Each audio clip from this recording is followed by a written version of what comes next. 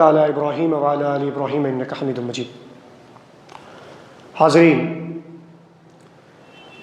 برادرم آصف نے تعارفی کلمات میں میرے تقریر کا موضوع آپ لوگوں کو بتایا ہے۔ انسانی زندگی کے 3 بنیادی اصول۔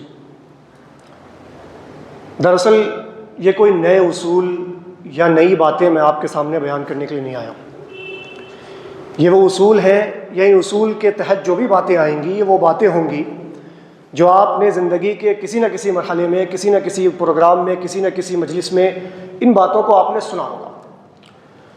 میری بس کوشش یہ ہوگی کہ میں ان باتوں کو ایک نئے زاویے کے تحت، نئے انداز میں آپ لوگوں کے سامنے پیش کروں، تاکہ ان باتوں کی اہمیت اور اس کی افادیت ذہن نشین ہو جائے، اور جب تک اس دنیا میں ہم لوگ ہیں ان باتوں کو مد نظر رکھ کر کے زندگی گزارنے کی کوشش کریں انشاءاللہ۔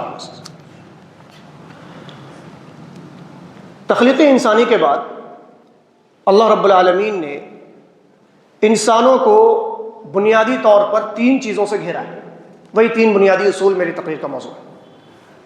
اگر آپ اپنی زندگی میں یا آس پاس کے اطراف و جوانب میں جو بھی انسان زندگی گزار رہا ہے، اس کی زندگی پر ایک سرسری نظر ڈالیے گا تو آپ کو اندازہ ہوگا کہ آپ بھی انہی 3 چیزوں سے گھرے ہوئے۔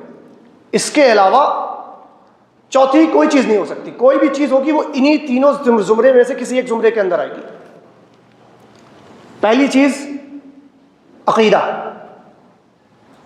عقیدہ صحیحہ۔ دوسری چیز عبادت، اور تیسری چیز ہے معاملات۔ اب آپ زندگی کے کسی بھی عمل کو اٹھا لیجئے، روزمرہ کے کسی بھی معاملے کو آپ اٹھا لیجئے، اپنے کسی بھی حرکت، اپنے کسی بھی سکنات، کسی بھی عمل کو، کسی بھی قول کو، کسی بھی گفتار کو آپ اٹھا لیجئے، آپ ان 3 چیزوں میں سے کسی نہ کسی چیز میں اس چیز کو پائیں گے۔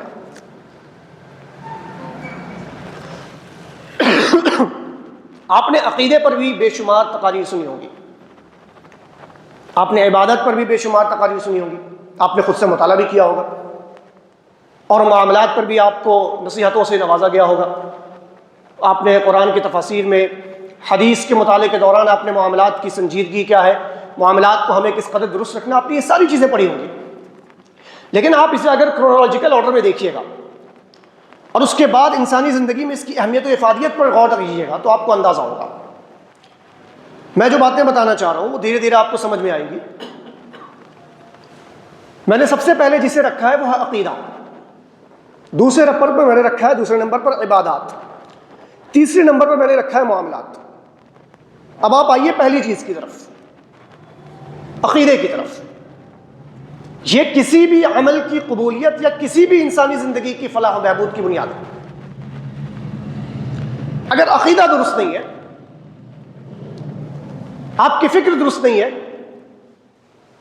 آپ کی سوچ درست نہیں ہے، آپ کا فیس درست نہیں ہے، آپ بے شمار عبادتیں کر جائیے، لاکھ اعمال صالحہ انجام دے جائیے، کیا ان عبادتوں کا، ان اعمال صالحہ کا کوئی اثر آخرت میں آپ کے اوپر ہوگا؟ اگر آپ کا عقیدہ درست نہیں ہے، اگر آپ کا فیس درست نہیں ہے۔ میں نے اس لیے کہا نا کہ عبادت اور معاملات عقیدے کے تحت آتے ہیں۔ عقیدہ سب سے پہلی چیز ہوتی ہے۔ تو عقیدے کے حوالے سے قرآن مجید کی کچھ آیتوں کو سامنے رکھنے سے پہلے عقیدے کی بنیاد کیا ہے اس کو بھی جاننا بہت ضروری ہے۔ عقیدہ کہتے ہیں کہ الایمان الجازم باللہ وملائکتہ وکتبہ ورسلہ والیوم الآخر والقدر خیرہ وشرہ، یہ ایک بنیاد ہے کہ ایمان رکھنا، یقین رکھنا، اعتقاد کامل رکھنا، ایسا ایمان جس میں تزلزل نہ ہو، شک نہ ہو، تذبذب نہ ہو کہ ارے میں نے جو فکر رکھی ہے، میں نے جو عقیدہ رکھا ہے، کیا یہ ایسا ہوگا یا ایسا بھی ہو سکتا ہے۔ ایمان جو ہے وہ شک کے مترادف ہے، یقین شک کے مترادف ہے۔ تو جب آپ ایمان کی بات کرتے ہیں تو یقین کامل اس کے اندر خود بخود آتا ہے۔ تو یقین کامل ہونا کن چیزوں پر؟ بنیادی طور پر 6 چیزیں بیان کی گئی ہیں۔ سب سے پہلے کیا ہے؟ الایمان باللہ، اللہ کی ذات پر ایمان رکھیں۔ اللہ کی ذات پر ایمان رکھنے کا مطلب کیا ہے؟ کہ اللہ ہے، ہم اس کی عبادت کرتے ہیں، اسی سے مانگتے ہیں، کافی ہے۔ ایمان باللہ کے اندر اللہ رب العالمین کی ذات کے حوالے سے جتنی بھی چیزیں ہیں وہ ساری کی ساری چیزیں شامل ہو جائیں گی، جتنی بھی چیزیں شامل ہیں۔ اللہ وحدہ لا شریک ہے، لیس کمثلہ شیء، اللہ کے جیسا کوئی نہیں ہے، وہو السمیع البصیر، اللہ دیکھنے والا ہے، اللہ سننے والا ہے، اللہ جاننے والا ہے، لطیف الخبیر، وہ باریک بین ہے، وہ چھوٹی سے چھوٹی چیزوں کو جانتا ہے، علیم بذات الصدور، وہ دلوں کے بھیدوں کو جانتا ہے۔ ہر چیز جو اللہ رب العالمین کے حوالے سے قرآن کریم میں بیان کیا گیا ہے، اللہ کی ذات کے حوالے سے بیان کیا گیا ہے، ہمارا اس پر عقیدہ ہونا چاہیے کہ ویسی ہی چیزیں اللہ رب العالمین کرنے پر قادر ہے۔ اللہ کی ذات کے حوالے سے ہمارا عقیدہ، آپ جب معاشرے میں جائیے گا، میں نے کہا نا کہ سب سے پہلی چیز اور بنیادی چیز عقیدہ ہے، تو آپ کسی سے پوچھئے گا کہ اللہ کہاں ہے، عقیدہ ہے کہ نہیں ہے؟ عقیدے سے جڑی چیز ہے یہ۔ آپ کسی بھی راہ چلتے مسافر انسان مسلمان ہونا چاہیے، آپ کسی ایک مسلمان سے پوچھئے گا کہ اللہ کہاں ہے، تو کیا جواب ہوگا؟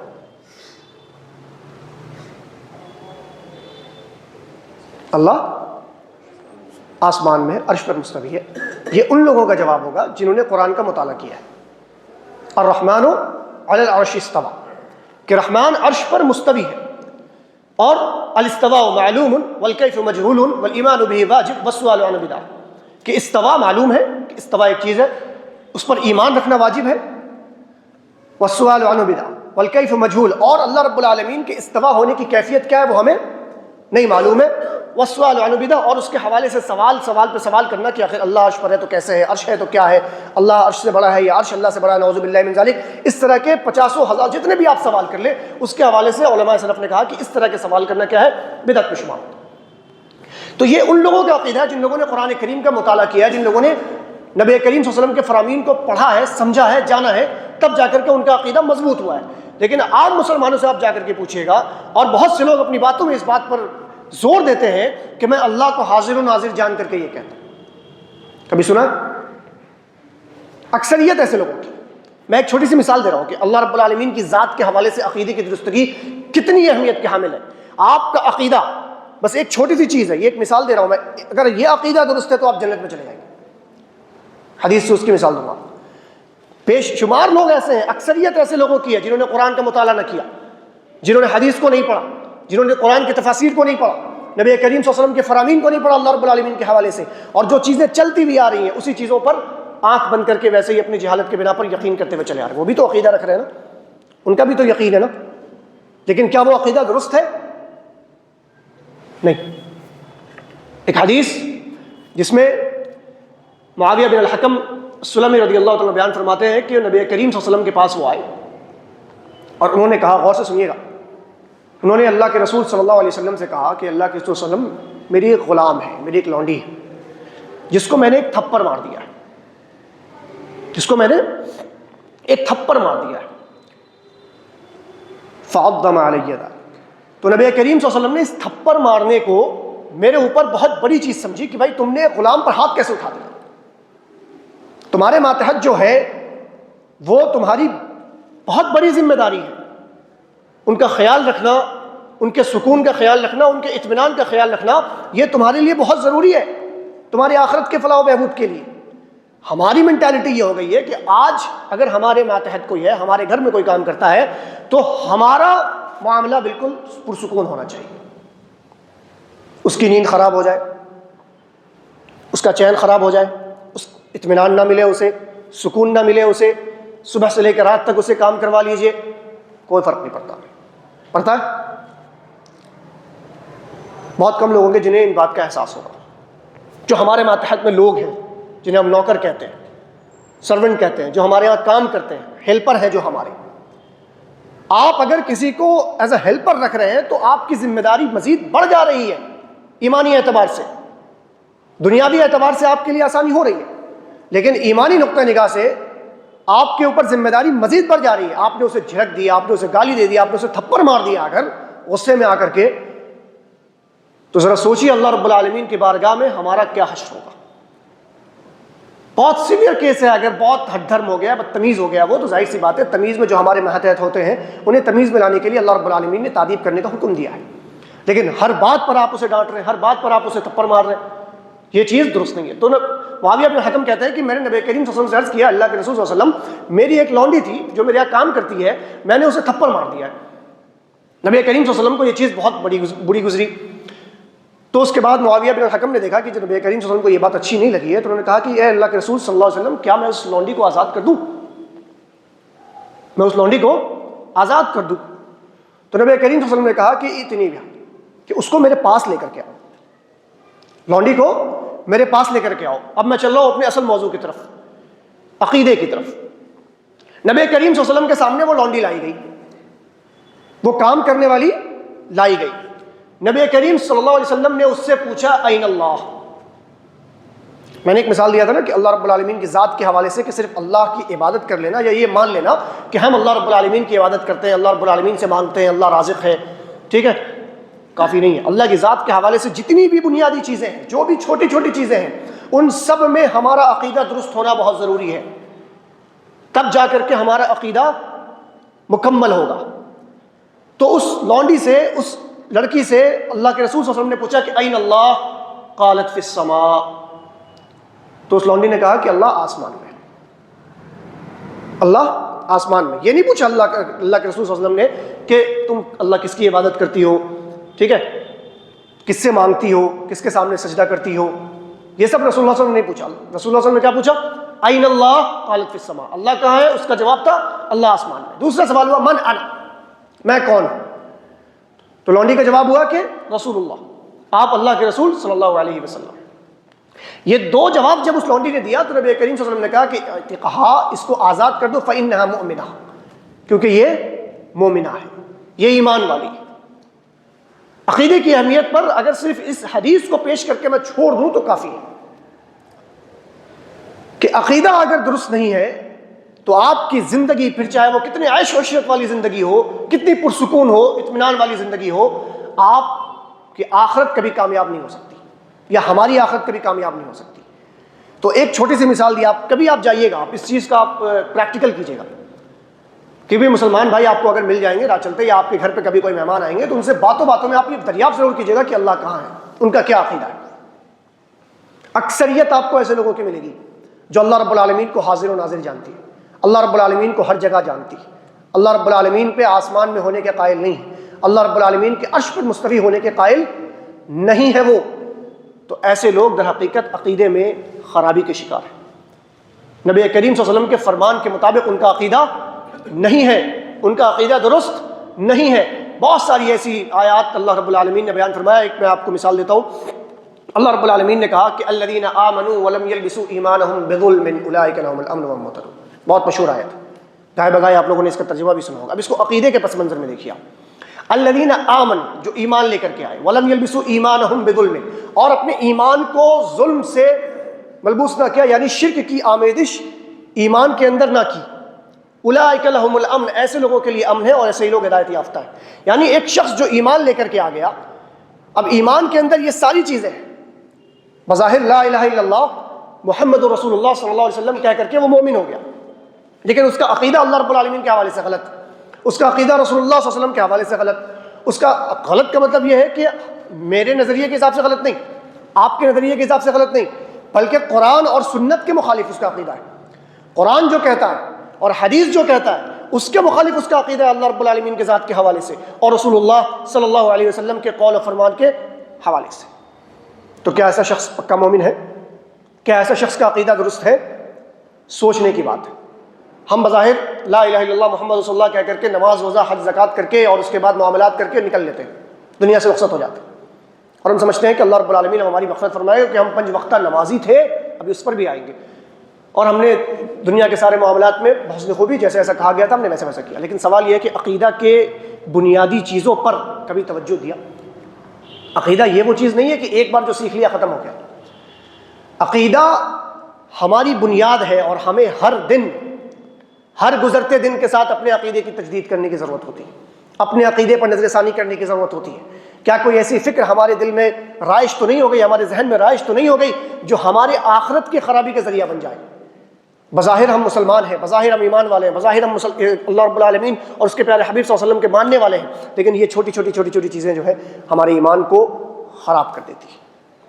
اللہ رب العالمین نے بیان فرمایا وَمَا يُؤْمِنُ أَكْثَرُهُم بِاللَّهِ إِلَّا وَهُم مُشْرِكُونَ، کہ ان میں سے بہت سے لوگ ایسے ہیں جو اپنے آپ کو مومن تصور کرتے ہیں، وہ اپنے آپ کو مومن تصور کرتے ہیں، وہ سمجھتے ہیں کہ وہ مومن ہے، وہ ایمان والے ہیں، لیکن در حقیقت وہ کیا ہے؟ وہ مشرک ہیں، وہ شرک کرنے والے ہیں، وہ اللہ رب العالمین کی ذات کے حوالے سے شرک کرنے والے، یعنی ان کا عقیدہ درست نہیں ہے۔ وہ مسجد بھی آتے ہیں، وہ نماز بھی پڑھتے ہیں، وہ روزہ بھی رکھتے ہیں، وہ حج پر بھی جا چکے ہیں، وہ عمرہ بھی کر چکے ہیں، وہ زکوٰۃ بھی ادا کرتے ہیں، وہ صلہ رحمی بھی کرتے ہیں، وہ سب کچھ کرتے ہیں، انہیں یہ لگتا ہے کہ وہ ایمان والے ہیں، انہیں لگتا ہے کہ وہ مومن ہیں، لیکن در حقیقت وہ اپنے فکر میں، اپنے یقین میں، اپنے اعتقاد میں اللہ رب العالمین کے ساتھ کسی اور کو شریک کرنے والے ہیں، کسی اور کو شامل کرنے والے ہیں۔ دوسری مثال لیجیے، ہمارے ہاں اماموں کو ماننے کا رواج بہت زیادہ ہے، اور یہ آج سے نہیں، تقریباً 1200 سال سے ہے کہ اماموں کے قول کی بڑی پیروی ہوتی ہے۔ اب میں اس چیز کو عقیدے کی طرف لے کر کے جاؤں، بس اس چیز کو سمجھانے کے لیے۔ عقیدہ کیا ہے؟ اسلام کیا کہتا ہے؟ ایمان کیا کہتا ہے؟ ایمان کہتا ہے، اسلام کہتا ہے، اللہ اس کے رسول صلی اللہ علیہ وسلم کہتے ہیں کہ اللہ رب العالمین کی کوئی بات اگر آ جائے، اس کے پیارے حبیب صلی اللہ علیہ وسلم کی کوئی بات آ جائے، اس کے بعد اس کائنات میں کوئی تیسری ایسی ذات نہیں ہے، کوئی ایسی تیسری شخصیت نہیں ہے جس کی بات ان دونوں کے سامنے قابل قبول ہوگی۔ قاعدہ ہے، یہی قاعدہ ہے نا کہ اللہ رب العالمین کی بات کے سامنے کسی کی بھی بات آ جائے قابل قبول نہیں ہوگی۔ اللہ اس کے پیارے حبیب صلی اللہ علیہ وسلم کے سامنے کسی کی بھی بات آ جائے قابل قبول نہیں ہوگی۔ یہی اصول ہے، یہی عقل بھی کہتا ہے، یہی فکر بھی کہتی ہے، یہی مسلمان کا عقیدہ بھی ہے۔ آپ کسی بھی مسلمان سے جا کر کے پوچھئے کہ بھائی اگر اللہ رب العالمین کی کوئی بات سامنے ہمارے آ جائے اور اس کے پیارے حبیب صلی اللہ علیہ وسلم کی کوئی بات ہمارے سامنے آ جائے، تو کیا ان دونوں کی باتوں کے رہتے ہوئے کسی تیسرے انسان کی بات قبول کی جا سکتی ہے؟ نہیں کی جا سکتی۔ لیکن ہمارے یہاں معاملہ کیا ہے؟ ہمارے یہاں معاملہ یہ ہو گیا ہے کہ اللہ اور اس کے پیارے حبیب صلی اللہ علیہ وسلم کی باتوں کو سننے کے بعد، سن لیا یہ اللہ کہتا ہے، یہ اس کے پیارے حبیب صلی اللہ علیہ وسلم کہتے ہیں، اب چلتے ہیں دیکھنے ہمارے امام کیا کہتے ہیں۔ اب ہم چل رہے ہیں ہمارے امام کیا کہتے ہیں، ہمارے امام کی فکر کیا کہتے ہیں، ہمارے امام کی فکر کیا تھی اس حوالے سے، ان کا کیا ایمان تھا، ان کا کیا عقیدہ ہے۔ بات سمجھ میں آ رہی؟ چھوٹی چھوٹی چیزیں، بنیادی چیزیں ہیں یہ، اس کا بھی تعلق آپ عقیدے سے جوڑ سکتے ہیں۔ عقیدہ یہ ہونا چاہیے تھا کہ اللہ اس کے پیارے حبیب صلی اللہ علیہ وسلم کے سامنے کسی کی نہیں چلے گی، پھر چاہے وہ دنیا کا کتنا بھی بڑے ولی، کتنا بھی بڑا پیر، کتنا بھی بڑا امام کیوں نہ گزر گیا۔ لیکن ہمارے یہاں معاملہ یہ ہوتا ہے کہ اللہ اس کے پیارے حبیب صلی اللہ علیہ وسلم کی باتوں کو سننے میرے ساتھ ہوا ہے، میرے ساتھ یہ چیز ہوئی ہے۔ کئی لوگوں کو میں نے بتایا کہ بھائی قرآن میں یہ چیزیں بیان کی گئی ہیں، نبی کریم صلی اللہ علیہ وسلم نے یہ چیزیں بیان کی ہیں، تو ساری باتیں بغور سنا انہوں نے، کہا کہ آپ کی ساری باتیں تو ٹھیک ہیں، لیکن ہم تو فلاں مذہب کے ماننے والے ہیں، فلاں مسلک کے ماننے والے ہیں، تو ہم تو آخر میں انہی امام کی بات مانیں گے۔ یہ فکر ہے لوگوں کی۔ تو بتائیے کیا ایسے لوگوں کا عقیدہ درست ہے جن کے لیے اللہ اور اس کے پیارے حبیب صلی اللہ علیہ وسلم کی باتیں کافی نہیں ہے، بلکہ ان دونوں کی باتوں کے سامنے کسی اور کی باتوں کو ترجیح دے رہے ہیں؟ دوسری چیز چلی، یہ ہوگی پہلی چیز عقیدہ، بات کو بڑے اختصار کے ساتھ ختم کرنی ہے۔ اب آئیے عبادت کی طرف۔ آپ کا عقیدہ اگر درست ہے تبھی آپ کی عبادت درست ہوگی۔ آپ کا عقیدہ اگر درست نہیں ہے، آپ لاکھ نماز پڑھ لیجئے، حج کر لیجئے، زکوٰۃ دے لیجئے، پوری زندگی روزے رکھ لیجئے، اس کے علاوہ آپ نوافل بھی جتنے چاہیں اتنے روزے رکھ لیجئے، آپ کی عبادت قبول نہیں ہوگی۔ اللہ رب العالمین نے قرآن کریم میں بیان فرمایا تھا کہ وَقَدِمْنَا إِلَىٰ مَا عَمِلُوا مِنْ عَمَلٍ فَجَعَلْنَاهُ هَبَاءً مَّنثُورًا، کہ ہم بروز قیامت ان کے عمل کو لے کر کے آئیں گے اور ان کے عمل کو کیا کریں گے؟ بکھرے ہوئے پراگندہ کی طرح بنا دیں گے۔ یعنی آپ کسی سوراخ سے جو سورج کی روشنی آتی ہے نا، اس روشنی میں آپ دیکھیے گا آپ کو چھوٹے چھوٹے ذرے نظر آئیں گے، ٹھیک ہے، چھوٹے چھوٹے پارٹیکلز آپ کو نظر آئیں گے۔ تو اللہ رب العالمین نے کہا کہ یہ جو دنیا میں جتنے بھی نیک عمل کیے ہوئے ہوں گے نا، ان کی بدعقیدگی کی وجہ سے، ان کے کفر کی وجہ سے، ان کے شرک کی وجہ سے، ان کے خراب عقیدے کی وجہ سے، ہم ان کے تمام نیک اعمال کو بروز قیامت کیا کریں گے؟ ان بکھرے ہوئے پراگندہ کی طرح بنا دیں گے۔ یعنی جن کی دنیا میں کوئی حیثیت نہیں ہے، ویسے ہی آخرت میں تمہارے اعمال کی کوئی حیثیت نہیں ہوگی۔ تو اب اگر آپ عبادت کر رہے ہیں اور بے شمار عبادت کر رہے ہیں، اللہ رب العالمین کو راضی کرنے کی پوری کوشش کر رہے ہیں، لیکن آپ کا عقیدہ درست نہیں ہے، تو آپ کی عبادت کی کوئی اہمیت نہیں۔ اگر آپ کا عقیدہ درست ہے، عقیدہ ویسا ہی ہے جیسا قرآن و حدیث میں کہا گیا ہے ہمیں اپنانے کو، لیکن عبادت میں کمی ہے، عبادت میں کمی، ایسا ہوتا ہے کہ نہیں ہوتا؟ اکثریت ایسے لوگوں کی مل جائے گی آپ کو جن کا عقیدہ درست ہے لیکن عبادت میں کمی ہے، وہ عبادت میں کوتاہ ہے، تساہلی سے کام لیتے ہیں وہ لوگ۔ ایسے لوگوں پر بھی اللہ رب العالمین کا عقاب ہے۔ عقیدہ درست نہیں ہے تو بات ہی ختم ہو گئی، شروع ہی نہیں ہوگی کوئی چیز۔ لیکن عقیدہ اگر درست ہے، آپ نے پہلا زینہ پار کر لیا، پہلا لیول آپ نے پار کر لیا، تو دوسرا لیول جو ہوگا وہ آپ کی عبادت کا ہی ہوگا۔ عبادت میں اگر آپ کوتاہ ہیں، آپ تساہلی سے کام لیتے ہیں، عبادت آپ کبھی کرتے ہیں کبھی نہیں کرتے، کبھی دل کیا کبھی نہیں کیا، کبھی کر لیا کبھی اللہ رب العالمین کو راضی کر لیا کبھی چھوڑ دیا، ایسا بھی ہوتا ہے۔ اللہ رب العالمین قرآن کریم میں کہتا ہے کہ وَإِذَا قَامُوا إِلَى الصَّلَاةِ قَامُوا كُسَالَىٰ، ایک تو نمازی چھوڑ دیتے ہیں، اور کبھی نماز پڑھنے آ بھی گئے تو روحانی طور پر نہیں آتے، عادتاً آتے ہیں، عادت ہو گئی ہے نماز کی، اذان ہوئی ہے اور نماز میں آ جانا ہے۔ وَإِذَا قَامُوا إِلَى الصَّلَاةِ قَامُوا كُسَالَىٰ، تو جب وہ نماز میں کھڑے ہوتے ہیں تو وہ سستی کے ساتھ کھڑے ہوتے ہیں، یہ پہلی چیز ہو گئی۔ يُرَاءُونَ النَّاسَ، دوسری چیز کیا ہے کہ اگر وہ خشوع و خضوع کے ساتھ آ بھی رہے ہیں، پورا وضو وغیرہ کر کے آ رہے ہیں، پوری تیاری کے ساتھ آ رہے ہیں، تو مقصد ہوتا ہے لوگوں کو دکھانا، مقصد ہوتا ہے لوگوں کو دکھانا۔ یہ دو طرح کے لوگ ایسے ہیں جن کی عبادت کبھی قبول نہیں، الا یہ کہ وہ توبہ کریں، اللہ رب العالمین کے سامنے سجدہ سجود ہو، اللہ رب العالمین کے سامنے توبہ کریں کہ اللہ ہم نے جو اب تک جو عبادتیں کی ہیں، اگر اس عبادتوں میں کوئی بھی تساہل ہو، کوئی بھی کوتاہی ہو، کوئی بھی سستی ہو، اللہ تو ہمیں معاف کرنے والا ہے اور تو ہمیں سیدھے راستے پر لے کر کے آنے والا ہے۔ عبادت کی ایک پہلا نقطہ ہوا یہ۔ دوسرا نقطہ یہ، کیا کوئی بھی عبادت جو نبی کریم صلی اللہ علیہ وسلم سے ثابت نہ ہو، یا اللہ رب العالمین کے قول سے ثابت نہ ہو، قرآن کریم سے ثابت نہ ہو، وہ عبادت کہی جا سکتی ہے؟ عبادت کے لیے شرط کیا ہے؟ ثبوت۔ الاصل فی العبادت المنع، کہ آپ کہیں بھی کسی بھی چیز کو عبادت نہیں کہہ سکتے آپ، عبادت کے لیے ثبوت چاہیے، عبادت کے لیے دلیل چاہیے، کسی بھی عمل کو عبادت ٹھہرانے کے لیے دلیل کی ضرورت ہوتی ہے۔ اب مثال کے طور پر میں مغرب کے بعد 4 رکعت نماز پڑھنا شروع کر دوں اور اسے لگاتار پڑھنے لگ جاؤں، لگاتار اسے پڑھنے لگ جاؤں، اور میری نیت کیا ہو کہ میں اللہ رب العالمین کو خوش کرنا چاہ رہا ہوں اور اس کو اپنا معمول بنا لوں، اس کو اپنا معمول بنا لوں، اور میں یہ سوچوں کہ یہ سنت ہے، اللہ رب العالمین اس سے راضی ہو جائے گا، اللہ رب العالمین مجھے معاف کر دے گا۔ جبکہ قرآن کریم میں اور نبی کریم صلی اللہ علیہ وسلم کے فرمان کے مطابق ایسی کوئی بھی 4 رکعت ثابت نہیں ہے۔ بظاہر کیا اس نے کچھ غلط کام کیا؟ کوئی غلط کام نہیں کیا، نماز ہی پڑھ رہا ہے، وہ بھی 4 رکعت نماز پڑھ رہا ہے، نیت بھی غلط نہیں ہے، اللہ رب العالمین کو راضی کرنے کی نیت ہے۔ نہ نیت غلط ہے نہ کام غلط ہے، غلطی کہاں ہو رہی ہے؟ اس سے غلطی اس سے صرف یہاں ہو رہی ہے کہ وہ عبادت میں اصل پروٹوکول کو فالو نہیں کر رہا ہے۔ وہ پروٹوکول کیا ہے کہ اللہ اور اس کے رسول صلی اللہ علیہ وسلم کے حکم اور فرمان کے مطابق وہ عبادت ہونی چاہیے، تبھی وہ عبادت قبول ہوگی۔ اب کوئی مغرب میں 3 رکعت کے بجائے 5 رکعت 7 رکعت نماز پڑھنا شروع کر دے تو کیا اس کی عبادت قبول ہوگی؟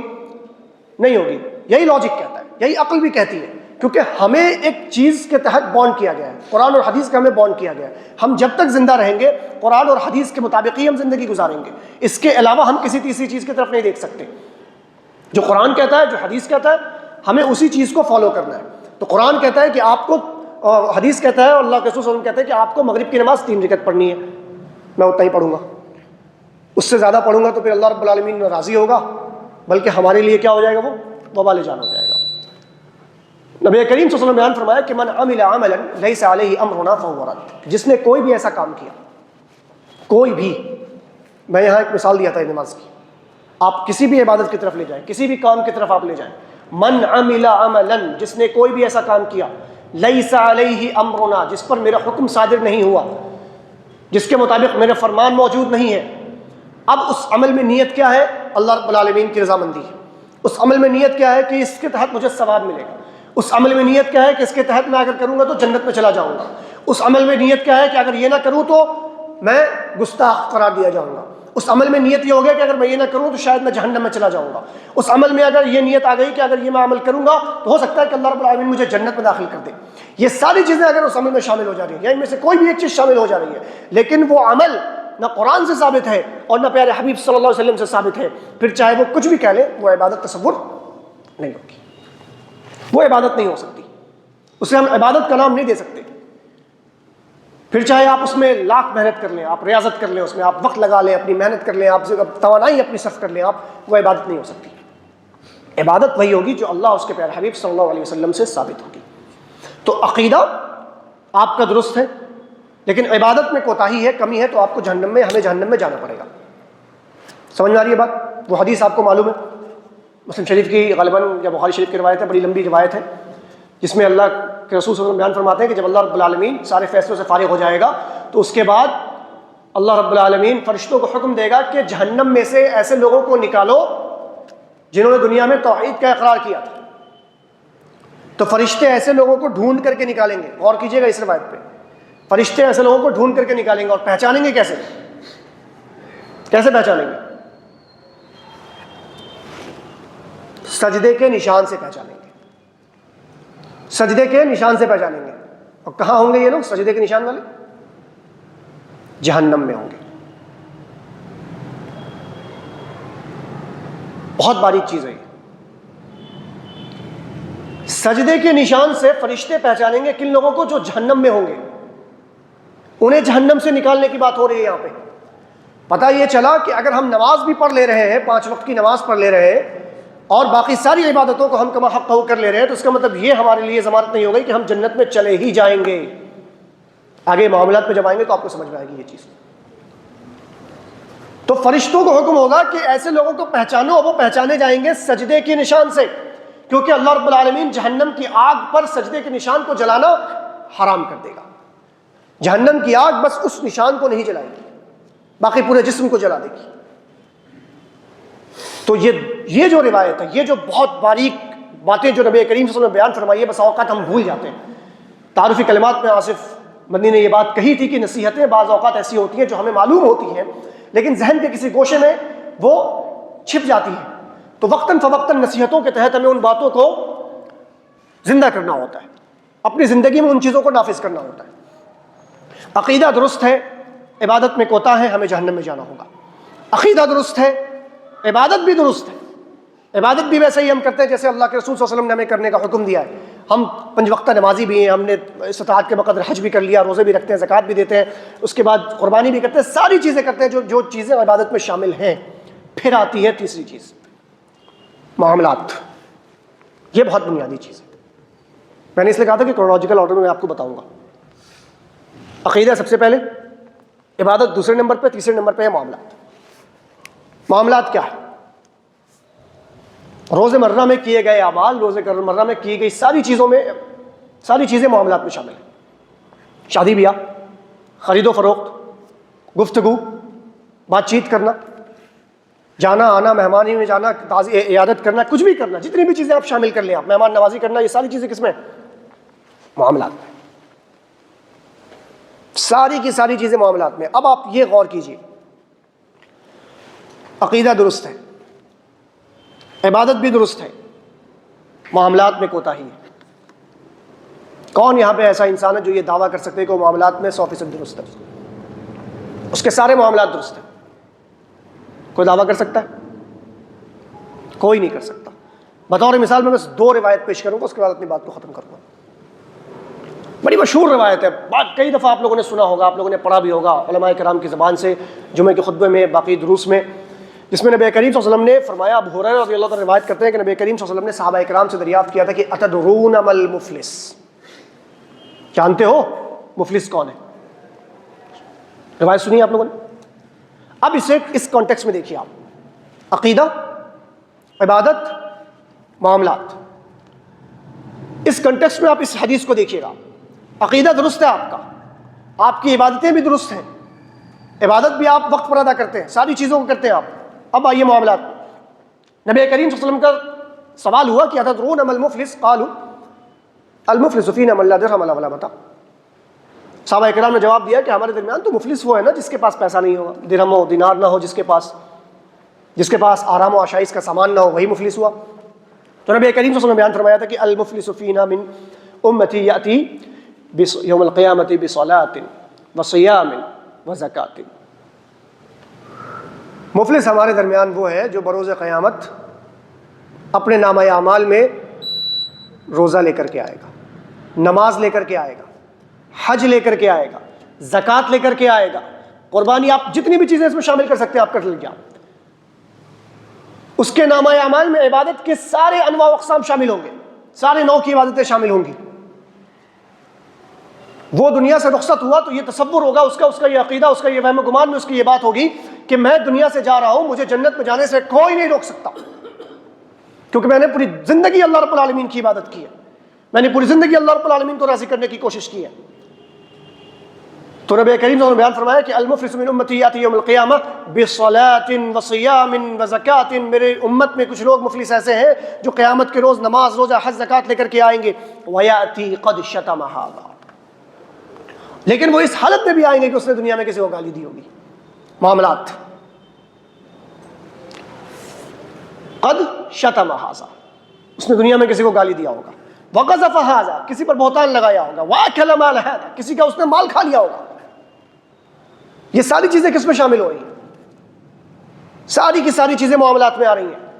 عقیدہ درست ہے، عبادت بھی درست ہے، نامہ اعمال میں اس کے نماز ہے، روزہ ہے، حج ہے، زکوٰۃ ہے، ساری چیزیں اس کے نامہ اعمال میں ہیں، لیکن اس کے معاملات خراب ہیں۔ حاجی ہے، کئی بار عمرہ کر آ چکے ہیں، نام کے آگے حاجی لگانا بھولتے نہیں، اور اگر کوئی بغیر حاجی کے پکار دے تو غصہ ہو جاتے ہیں، لیکن معاملات ان کے دیکھ لیجیے آپ، ان کے پڑوسی ان سے خوش نہیں، ان کے بھائی ان سے خوش نہیں۔ تو اس طرح کے لوگ آپ کو اور ہمارے معاشرے میں بہت زیادہ مل جائیں گے جن کے معاملات بہت خراب ہیں۔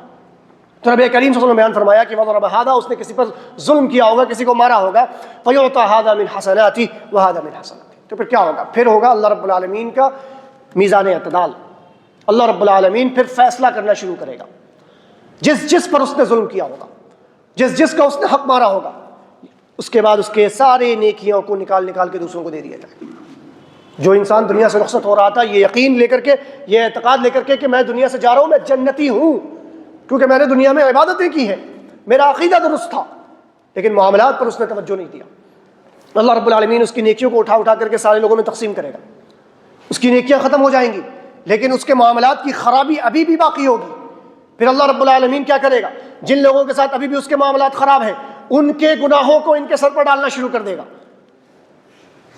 اور جب سارا معاملہ حل ہو جائے گا تو جو شخص دنیا سے یہ نیت لے کر کے گیا تھا، یہ اعتقاد لے کر کے گیا تھا کہ بھائی میں جنتی ہوں، در حقیقت وہ شخص بروز قیامت جہنم میں چلا جائے گا۔ عقیدہ بھی درست تھا اس کا، عبادت بھی درست تھی اس کی، معاملات میں کوتاہ تھا، معاملات خراب تھے اس کے، معاملات کو بہت معمولی سمجھتا تھا، خرید و فروخت پہ جھوٹ بولتا تھا، رشتوں میں صلہ رحمی کرنے کا قائل نہ تھا۔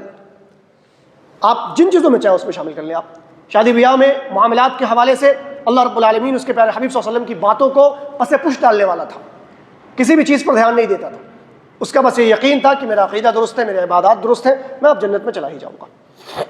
ایک اور روایت بطور مثال پیش کرتا ہوں، اس کے بعد اپنی بات کو ختم کرتا ہوں۔ بھائی بھائی میں جھگڑا ہوتا ہے، کامن ہے، انسانی نفسیات ہے یہ، اللہ رب العالمین نے ہر انسان کو الگ بنایا ہے، ہر انسان کو الگ بنایا ہے، مزاج میں کبھی ہم آہنگی ہو سکتی ہے، کبھی نہیں بھی ہو سکتی۔ جب مزاج میں ہم آہنگی نہیں ہوتی اور ڈسپیوٹ ہو جاتا ہے کسی چیز کو لے کر کے تو پھر معاملات وہاں خراب ہوتے ہیں، اور معاملات کی خرابی کی نوبت یہ ہوتی ہے، نوعیت یہ ہوتی ہے کہ کبھی کبھی بات بند بھی ہو جاتی ہے، اور بات بند کی کیا بولتے ہیں مدت اس قدر طویل ہو جاتی ہے کہ ایک بھائی رخصت ہو کے چلا جاتا ہے، ایک بھائی دنیا سے رخصت ہو کے چلا جاتا ہے اور ایک بھائی دنیا میں رہتا ہے، اس کے بعد پھر وہ روتا ہے کہ میرا بھائی چلا گیا، میں اس سے معافی تلافی نہیں کر پایا۔ ہوتا ہے بھائیوں میں جھگڑا ہوتا ہے، بھائیوں چھوڑ دیجیے، آپ پڑوسیوں میں آ جائیے، پڑوسیوں میں بھی ڈسپیوٹ ہوتا ہے، کلیگ ہیں، ایک ساتھ کام کرتے ہیں ان میں بھی ڈسپیوٹ ہوتا ہے۔ اللہ رب العالمین نے جب دو انسان بنایا ہے تو اللہ رب العالمین نے دو دل بنائے ہیں، اللہ رب العالمین نے دو دماغ بنائے ہیں، اللہ رب العالمین نے دو سوچنے کی الگ الگ مشین بنائے ہیں، جو ایک ساتھ کبھی بہت کم ہی ایسا ہوگا جو ایک چیز پر بیک وقت جمع ہو سکے، بہت کم ایسا ہوگا، کیونکہ اللہ رب العالمین نے دونوں کو الگ بنایا ہے۔ لیکن اس کے باوجود اللہ رب العالمین نے یہ دونوں انسانوں کو یہ بات کہی ہے کہ سارے اختلافات ایک طرف، سارے اختلافات ایک طرف، کبھی قطع رحمی نہیں ہونی چاہیے، کبھی جھگڑا نہیں ہونا چاہیے، جھگڑے میں گالی گلوچ کی نوبت نہیں آنی چاہیے، جھگڑے میں غیبت و چغل خوری کی نوبت نہیں آنی چاہیے۔ یہی وہ چیزیں جو ہوتی ہیں اور ان ساری چیزوں کو اللہ رب العالمین نے حرام قرار دیا ہے، غیبت ہو، چغل خوری ہو، گالی گلوچ ہو، ساری چیزوں کو اللہ رب العالمین نے حرام قرار دیا۔ اس کے باوجود ہو گیا، انا ہے، ایگو ہے، بات نہیں کریں گے، غلطی اس کی تھی وہ بات کرے گا، میں تو مظلوم ہوں میں کیوں جاؤں بات کرنے۔ ظالم جو ہے وہ یہ تصور کرتا ہے کہ بھائی میں طاقتور ہوں، جو کمزور ہے وہ مجھ سے آ کر کے ملے گا۔ آپ کو سچا واقعہ سناتا ہوں، دو بھائی تھے، یہاں داڑھی والے، ٹھیک ہے، دونوں متشابہ، عقیدہ دونوں کا درست، اس سینس میں کہ بھائی صحیح عقیدہ ماننے والے، قرآن و حدیث کے مطابق زندگی گزارنے والے، عبادات میں کہیں بھی کوتاہی آپ کو نہیں ملے گی ان کی، تہجد گزار بھی ہے۔ پراپرٹی کو لے کے ڈسپیوٹ ہو گیا، پراپرٹی کو لے کے ڈسپیوٹ ہو گیا۔ اب جو ڈسپیوٹ ہوا تو وہ ڈسپیوٹ اس حد تک بڑھ گیا کہ بات بند ہو گئی، بات بند ہو گئی، بات بند کی نوعیت یہاں تک پہنچ گئی اور طوالت اس قدر پہنچ گئی کہ کئی سال ہو گئے دونوں ایک دوسرے سے فیس ٹو فیس بات نہیں کرتے، آگے پیچھے گھر میں رہ رہے، عید میں نہیں جا رہے، چھوڑیے یہاں تک ٹھیک ہے، آئیے آگے۔ ایک بھائی اگر نماز پڑھا رہا ہے نا، دوسرا بھائی اس کے پیچھے نماز پڑھنا گوارا نہیں کر رہا، اور یہ دونوں خود کو صحیح العقیدہ کہتے ہیں، یہ دونوں خود کو عبادات میں 100% کہتے ہیں کہ میں عبادت میں میرے سارے عبادت اللہ رب العالمین قبول کر لیں انشاءاللہ، کیونکہ میں قرآن و حدیث کے مطابق عبادت کرتا ہوں۔ معاملات یہاں تک خراب ہے کہ ایک دوسرے کے پیچھے نماز پڑھنا گوارا نہیں کر رہے ہیں یہ لوگ، ایک دوسرے سے ملنا گوارا نہیں کر رہے وہ عید بقرعید کے موقع پر، خوشیوں کے موقع پر۔ تو بھلا بتائیے ایسے لوگوں کا کیا حال ہوگا؟ نبی کریم صلی اللہ علیہ وسلم کا فرمان ہے، نبی کریم صلی اللہ علیہ وسلم بیان فرمایا، ابو ہریرہ رضی اللہ عنہ بیان فرماتے ہیں کہ تفتح ابواب الجنۃ یوم الاثنین و یوم الخمیس، کہ جنت کے دروازے 2 دن کھولے جاتے ہیں، جنت کے دروازے 2 دن کھولے جاتے ہیں، سوموار کو اور جمعرات کو۔ فیغفر لکل عبد، تو ہر اس شخص کو معاف کر دیا جاتا ہے، لا یشرک باللہ شیئا، جو اللہ رب العالمین کے ساتھ کسی کو شریک نہیں کرتا، عقیدہ، ٹھیک ہے۔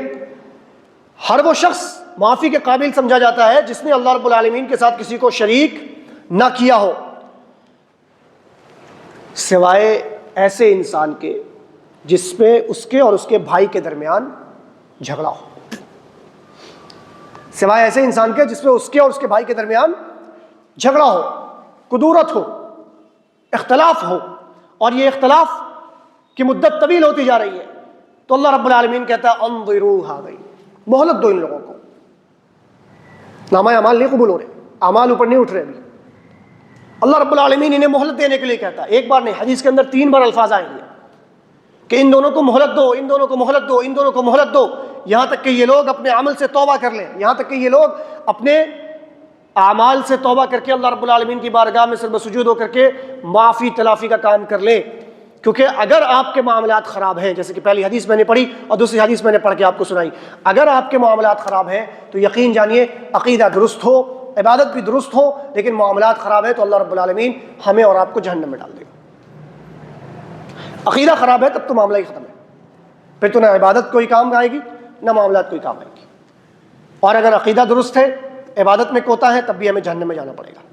تو اللہ رب العالمین سے دعا ہے کہ اللہ رب العالمین ہم تمام لوگوں کو ان 3 بنیادی چیزوں کے حوالے سے ہمیشہ اپنے آپ کو تیار رکھنے کی توفیق عطا فرمائے، عقیدے میں ہمیں اپنے عقیدے کو درست کرنے کی توفیق عطا فرمائے، ہر گزرتے دن کے ساتھ ہمیں یہ فکر کرنے کی توفیق عطا فرمائے کہ اللہ ہم اپنے نامہ اعمال کا جائزہ لکھ سکیں، اپنا محاسبہ کر سکیں۔ اللہ رب العالمین قرآن میں کہتا ہے کیا اے ایمان والو، اللہ رب العالمین سے ڈرو اور دیکھو کل کے لیے تم کیا لے کر کے جا رہے ہو، محاسبہ کرتے چلو، تو ہمیں اپنے محاسبہ کرنے کی توفیق عطا فرمائے۔ بسا اوقات کیا ہوتا ہے کہ ہم آج میں اس قدر مشغول ہو جاتے ہیں، آج میں اس قدر منہمک ہو جاتے ہیں کہ ہم آنے والے کل کو اور گزرے ہوئے کل کو بھول جاتے ہیں، گزرے ہوئے کل میں ہم نے کیا عمل کیا ہے ہم اس چیز کو بھول جاتے ہیں، اور ہم آگے کیا کریں گے اس چیز کو ہم بھول جاتے ہیں، ہم بس آج میں مگن ہوتے ہیں۔ اللہ رب العالمین ہمیں گزرے ہوئے کل، آج اور آنے والے کل ہر چیز میں اپنے آپ کو درست رکھنے کی توفیق عطا فرما۔ اقول قولی ھذا واستغفر اللہ لی ولکم ولسائر المسلمین استغفروہ انہ هو الغفور الرحیم۔